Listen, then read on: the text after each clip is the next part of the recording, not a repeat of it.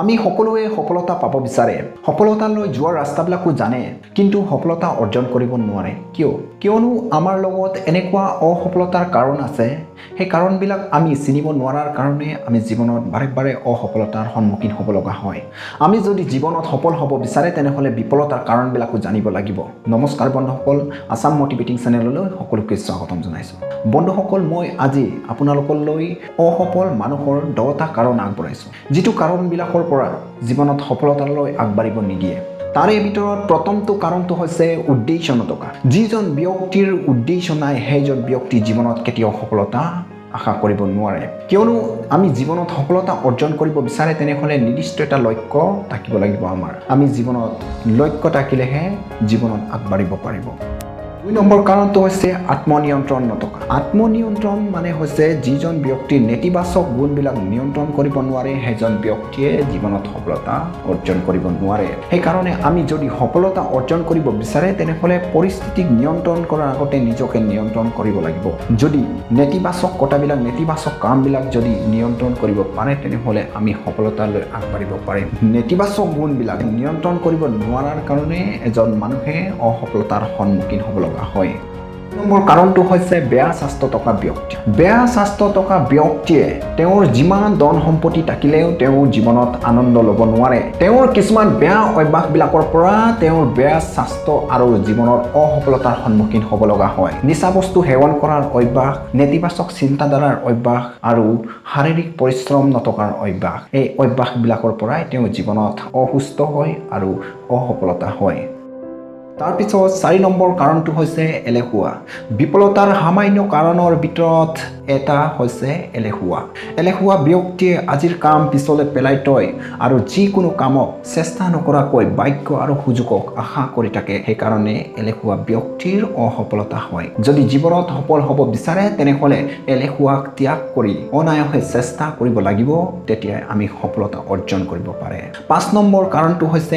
নেতিবাচক ব্যক্তিত্ব থকা এজন নেতিবাচক চিন্তাধাৰাৰ ব্যক্তিয়ে সম্পৰ্কৰ মানুহক নিজে আঁতৰি পেলায় কিন্তু সফলতা শক্তি প্ৰয়োগৰ দ্বাৰা আহে এই শক্তি অন্য লোকৰ সমৰ্থনৰ মাধ্যমেৰে প্ৰাপ্ত কৰিব পাৰে যদি আমাৰ সম্পৰ্ক সুস্থ নহয় কেতিয়াও আমি সফলতা অৰ্জন কৰিব নোৱাৰে নেতিবাচক ব্যক্তিত্ব থকা মানুহে নিজৰ সম্পৰ্ক অসুস্থ ৰখাৰ বাবে তেওঁৰ জীৱনত অসফলতাৰ সন্মুখীন হ'ব লগা হয় কাৰণটো হৈছে অন্ধবিশ্বাস এটা ভয়ৰ ৰূপ হয় এইটো অজ্ঞানতাৰ চিহ্ন হয় এজন অন্ধবিশ্বাসী ব্যক্তিয়ে কোনো এটা কামত নেতিবাচক দিশবিলাক চাই ভয় কৰি থাকে আৰু তেওঁ জীৱনত সফলতা অৰ্জন কৰিব নোৱাৰে আমি জীৱনত সফল হ'ব বিচাৰে তেনেহ'লে অন্ধবিশ্বাস নহয় আত্মবিশ্বাসৰ প্ৰয়োজন হয় 7 নম্বৰ কাৰণটো হৈছে ভুল জীৱিকাৰ নিৰ্বাচন কোনো এজন ব্যক্তিয়ে সেই কামত কেতিয়াও সফল হ'ব নোৱাৰে যিটো কামত তেওঁ পছন্দ নকৰে তেওঁ ভাল নাপায় সেইকাৰণে আমি যদি জীৱনত সফল হ'ব বিচাৰে তেনেহ'লে আপোনাৰ পছন্দৰ কাম আপোনাৰ ভাল পোৱা কামতহে সফলতা অৰ্জন কৰিব পাৰে তাৰপিছত 8 নম্বৰ অসফলতাৰ কাৰণটো হৈছে একাগ্ৰতা নথকা অসফল ব্যক্তিয়ে কোনো জ্ঞানক আগ্ৰহেৰে অৰ্জন নকৰে তাৰ ফলত তেওঁৰ অপূৰ্ণ জ্ঞানৰ দ্বাৰা অসফলতাৰ সন্মুখীন হ'ব লগা হয় আপুনি যদি কোনো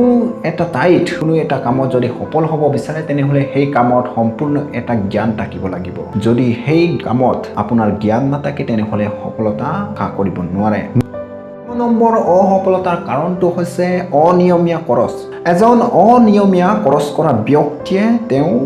বিফলতাৰ সন্মুখীন হ'ব লগা হয় কিয়নো তেওঁ উপাৰ্জনতকৈ বেছি টকা খৰচ কৰে সেইকাৰণে তেওঁ দুখীয়া হৈ জীৱন জীয়াই থাকে যিজন ব্যক্তিৰ টকাৰ মূল্য আৰু ব্যৱহাৰিক জ্ঞান থাকে সেইজন সফলতা অৰ্জন কৰিব পাৰে যিজন ব্যক্তিৰ সেই জ্ঞান নাই তেওঁ অসফলতাৰ সন্মুখীন হ'ব লগা হয় শেষৰটো অৰ্থাৎ 10 নম্বৰ অসফলতাৰ কাৰণটো হৈছে অহংকাৰী এজন ব্যক্তিৰ অহংকাৰী গুণটো তাৰ ৰঙা লাইটৰ নিচিনা সেই ৰঙা লাইটটো মানুহে চাই দূৰৰ পৰাই সাৱধান হয় অসফল মানুহৰ অহংকাৰী গুণটো এটা ভয়ানক লক্ষণ বন্ধুসকল, অসফলতাৰ এই 10টা কাৰণৰ ভিতৰত যদি আপোনালোকৰ লগতো আছে তেনেহ'লে আজি ত্যাগ কৰিবলৈ চেষ্টা কৰক আৰু সফলতালৈ আগবাঢ়ক। যদি ভিডিঅ'টো ভাল লাগিল তেনেহ'লে লাইক কৰি দিব। আপোনালোকৰ এটা লাইকে মোক নেক্সট ভিডিঅ' বনাত উৎসাহ পাব আৰু কেনেকুৱা লাগিল কমেণ্ট বক্সত কমেণ্ট কৰি জনাব। যদি আপোনালোকে নতুন উৎসাহিত জ্ঞান শিকিব বিচাৰে তেনেহ'লে চেনেলটো ছাবস্ক্ৰাইব কৰি কিনে বেল আইকনটো দবাই দিব। নতুন এটা জ্ঞানৰ সৈতে আন এটি ভিডিঅ'ত আকৌ লগ পাম। আজিলৈ ইমানতে বিদায় লৈছোঁ। নমস্কাৰ, জয় আই হোম।